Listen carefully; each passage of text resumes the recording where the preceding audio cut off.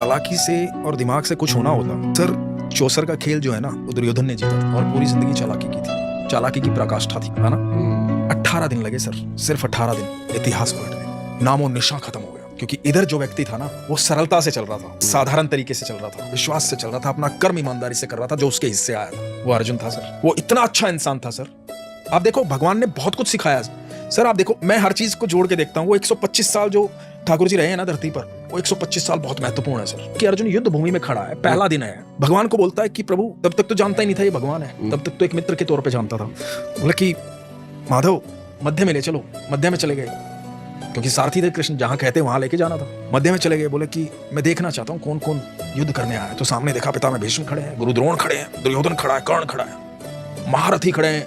उस समय के भारत के सबसे बड़े महारथी उसमें सब इसके विपक्ष थे। ये सब मेरे खिलाफ हैं प्रभु माधव। और ठाकुर ने कहा था पर मैं तुम्हारे साथ हूं पार्थ। तो ये चाहे दुनिया पूरी खिलाफ हो, पार्थ के साथ कृष्ण थे। तो अब ये देखो कि अर्जुन क्या कह रहा है, बड़ी महत्वपूर्ण बात है।